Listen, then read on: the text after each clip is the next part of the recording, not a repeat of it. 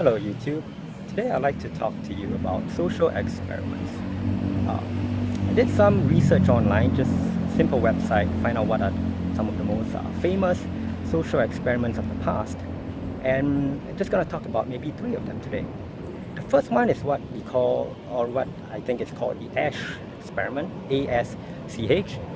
Apparently that is a test on your conformity, where a bunch of participants are shown something that they know is to be true. I think it's a line, and despite them knowing that the length is of a certain amount, they are put with people who then say otherwise or disagree. And the test is meant to find out if a person would be more susceptible to conforming or to sticking with what they think should be true. And this experiment is actually quite interesting. I think that it showed at the end of the day that conformity is generally the preferred outcome by most people. Yeah, so no judgment here, by the way. This is just talking about social experiments of the past and what they were. Secondly was I think what they call the Bobo doll.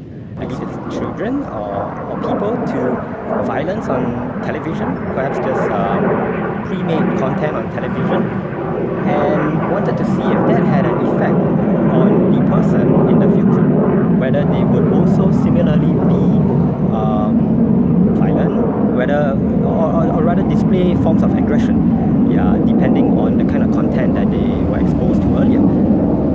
Whether there was shouting and perhaps beating of the doll, or whether the doll was treated, in a nice manner. The third experiment was the Stanford prison experiment, where participants were placed either in the role of a prisoner or that of a warden or one of the prison workers, and it was then just to see the effect that they had on either parties, whether it was the participants or the prison people.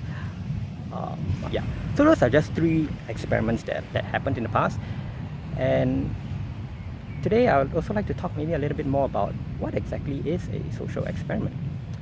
I guess to use one framework, you would normally go by what the words are. So you'd say like, oh, it's a social and it's an experiment, and so because of that it has to relate to a certain aspect of socializing, working between people, interactions between people. And I guess that's where it's very obvious that the differentiation is not it's not a human experiment. There perhaps when you talk about a social experiment, it always involves a group, a bunch of people, and maybe even something more less tangible. Whereas in the case of a human experiment, you would be perhaps talking about something much more, you could say, primitive, physical, tangible. But then again, I mean, that's just if you use the word method, because I mean, social, it's only social, I guess, if you define it as a social experiment, right? You could define it as something else, and that also would then beg the question as to when exactly is it an experiment. I mean, it's only an experiment if you so-called define it and accept it to be an experiment. Otherwise, I mean, what happens between 10 a.m. and 11 a.m. It's, if you were in school and you said you were having classes, then it's classes. If you were in an experiment, it's an experiment, but nothing really changes in terms of what happened. It's just what you call it.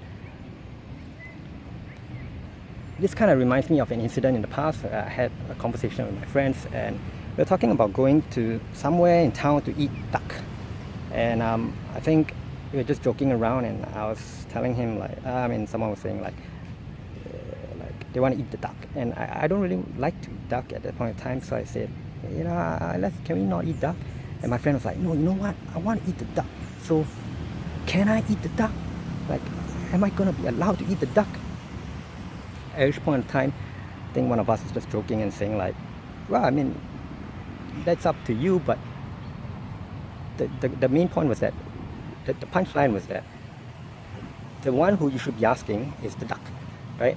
And not, I mean, why are you asking? Yeah. So anyway, that was the joke.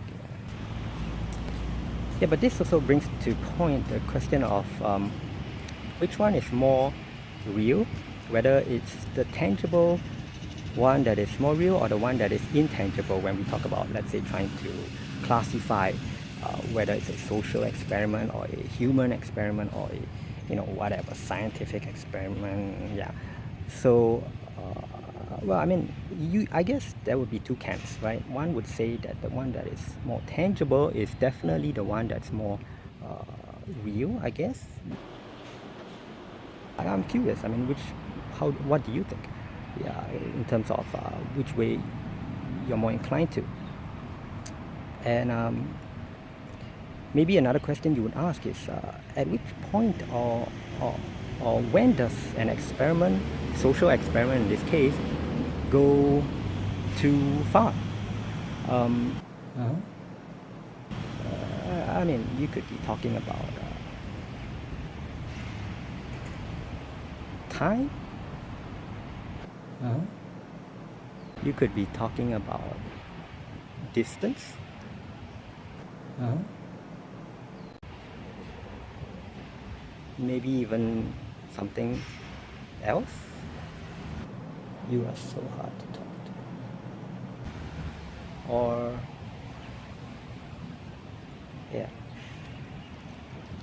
But just to, I guess, end this short video, which I'm just messing around, is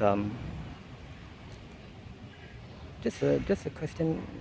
If you were in an experiment, if you were in a social experiment, how would you know? Just share in the comments below. So leave your comments below if you want, and I'll see you next time.